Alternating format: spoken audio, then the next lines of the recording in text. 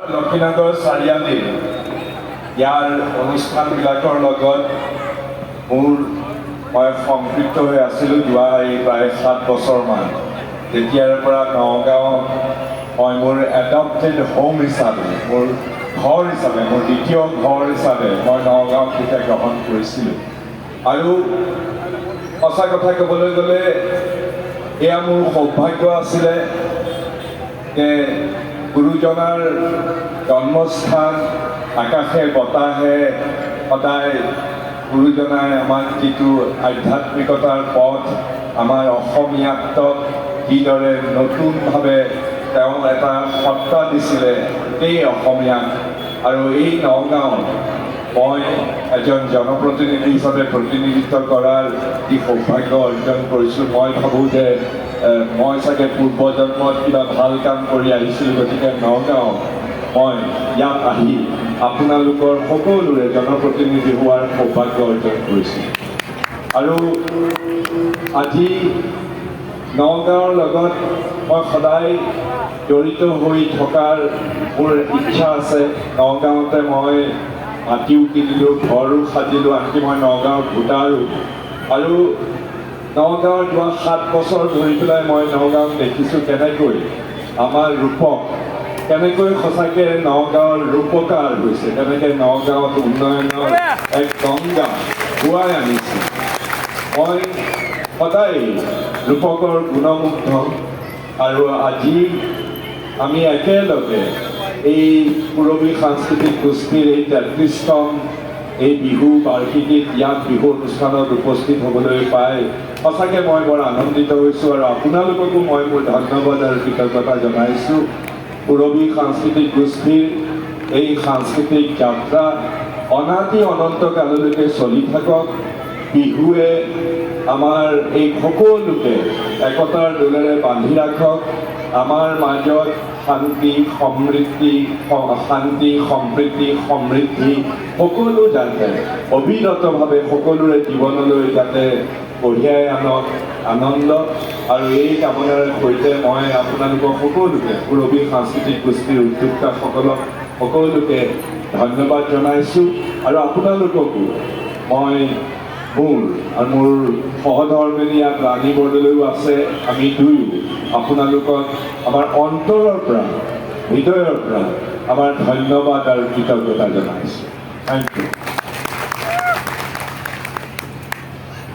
আমি তেখেতলৈ ধন্যবাদ জ্ঞাপন কৰিছোঁ। ইয়াৰ লগে লগে আমি মাইক্ৰফোনটো আমাৰ সকলোৰে মৰমৰ চেনেহৰ আদৰৰ পুৰবী সাংস্কৃতিক গোষ্ঠীৰ উদ্যোগত 33তম বহাগী বিদায় উৎসৱত আজি সাংস্কৃতিক সন্ধিয়াৰ অনুষ্ঠানৰ প্ৰাক্ষণত মঞ্চত উপস্থিত থকা আমাৰ আটাইৰে শ্ৰদ্ধাৰ নগাঁও লোকসভা সমষ্টিৰ দুবাৰকৈ প্ৰাক্তন সাংসদ আৰু বৰ্তমান দিছপুৰ সমষ্টিৰ সন্মানীয় বিধায়ক মোৰ অতি শ্ৰদ্ধাৰ প্ৰত্যুত বৰদলৈ ডাঙৰীয়া, তেখেতৰ সহধৰ্মিনী বিশিষ্ট সমাজসেৱিকা ৰাণী বৰদলৈ ডাঙৰীয়ানী, পুৰবী সাংস্কৃতিক গোষ্ঠীৰ সভাপতি সম্পাদক প্ৰমুখ কৰি আটাইখিনি বিষয়ববীয়া, পুৰবী সাংস্কৃতিক গোষ্ঠীৰ শুভাকাংক্ষীসকল আৰু উপস্থিত মোৰ অতি শ্ৰদ্ধা বিহুপ্ৰেমী ৰাইজ সকলোকে মই শ্ৰদ্ধা জনাইছোঁ।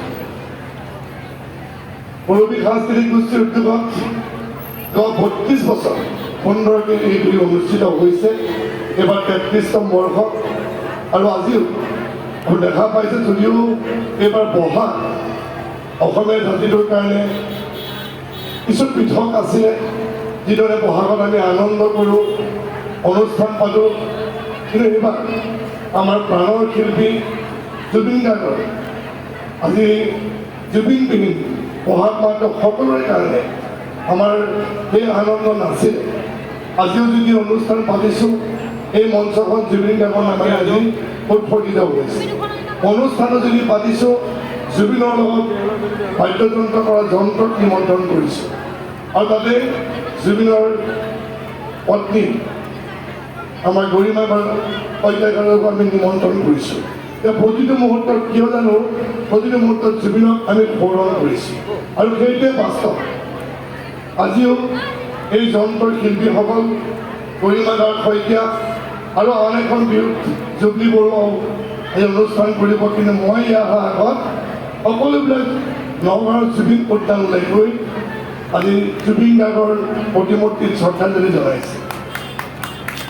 আমাৰ কাৰণে গৌৰৱৰ বিষয় যে এনে এখন উদ্যান নিৰ্মাণ হৈছে য'ত হয়তো আজি এই শিল্পীসকল তেওঁ পৰিয়াল বা নগৰবাসী ৰাইজ গৈ তেওঁক স্মৰণ কৰিবৰ কাৰণে সুবিধাখিনি পাইছে। মই ধন্যবাদ জনাইছোঁ নগৰবাসী ৰাইজক। আজি প্ৰদ্যুৎ বৰদলৈ ধুনীয়াকৈ পেলাই নগৰবাসী ৰাইজে দুবাৰকৈ লোকসভাত ৰাইজক সেৱা কৰিবৰ কাৰণে সুযোগ দিছিলে। লোকসভাতো তিনিবাৰৰ কাৰণে ৰাইজক সেৱা কৰিবৰ কাৰণে সুযোগ দিছে আৰু আমাৰ দায়িত্বই হৈছে ৰাইজৰ কাৰণে কাম কৰিছোঁ। এই লক্ষীনগৰ চাৰিআলিত যেতিয়া আমাৰ বিহু হয়, ইয়াত এটা সুন্দৰ পৰিৱেশ আৰু কিছু ঠাই এই অনুষ্ঠান পাতিবৰ কাৰণে আহল বহলকৈ ৰাখিছিলোঁ। তাত এখন মঞ্চ নিৰ্মাণ কৰিবৰ কাৰণে আমি বিধায়ক পুঁজি দিছোঁ। মই অধ্যক্ষসকলক কৈছোঁ এই মঞ্চখনে সকলোৱে ইয়াত অনুষ্ঠান পাতিব লাগে, যাতে আমাৰ প্ৰতিটোখনত বিহুৱে হওক বেলেগ অনুষ্ঠানে হওক তাতে এই মঞ্চখনত সুন্দৰকৈ সকলোৱে পাতে, তাৰ কাৰণে মই কামনা কৰিছোঁ। আজি বিধায়ক পুঁজিও হয়তো ৰাইজৰ প্ৰতি আৰু যিকোনো অনুষ্ঠান ৰাইজৰ কাৰণে উৎসৰ্গিত। মই দীঘলীয়া বক্তব্য নাৰাখোঁ, সকলোৱে আমি অধীৰ আগ্ৰহেৰে অপেক্ষা কৰিছোঁ এই অনুষ্ঠানটো য'ত আমি জুবিনক বিচাৰি পাম। অত্যন্তই কোৱাৰ নিচিনাকৈ আমি সকলোৱে গৌৰৱান্বিত, য'ত গুৰুজনাৰ জন্মস্থান আমি বটদ্ৰৱা এই নগাঁওবাসী ৰাইজ প্ৰতিটো মুহূৰ্তত আমি গুৰুজনাক স্মৰণ কৰোঁ। যোৱা পৰহি আমি 21 তাৰিখে আমি আটাই আমি শপত লৈছিলোঁ, আমি বিধায়ক হিচাপে প্ৰদ্যুৎ বৰদলৈ ডাঙৰীয়া দিছপুৰৰ বিধায়ক হিচাপে দিছপুৰ ৰাইজক সেৱা কৰিবৰ কাৰণে আৰু আমি নগাঁও বটদ্ৰৱাবাসী ৰাইজৰ হৈ পেলাই বিধায়ক হিচাপে। আৰু পৰহি শপত লোৱাৰ পিছত আজি আহিয়ে প্ৰথমতেই বটদ্ৰৱা থানলৈ গৈ গুৰুজনাৰ পৰা সেৱা লৈছোঁ, যাতে আগন্তুক 5টা বছৰ আপোনালোকৰ সুবিধাতে আমি কাম কৰি যাবলৈ পাৰোঁ। সকলোৱে আমাক আশীৰ্বাদ কৰিব, সকলো আশীৰ্বাদ বিচাৰিছোঁ আৰু এই পৰৱৰ্তী সাংস্কৃতিক গোষ্ঠীৰ উত্তৰলৈ কামনা কৰিছোঁ। ভালকৈ অনুষ্ঠান হৈ যায় আমি কামনা কৰিছোঁ। আৰু যিহেতু এই অনুষ্ঠানটো শুভ উদ্বোধন কৰিবলৈ কৈছে, আজি এই অনুষ্ঠান শুভ উদ্বোধন হ'ল বুলি ঘোষণা কৰি সকলোকে ধন্যবাদ জনাই বক্তব্য সামৰণি মাৰিছোঁ।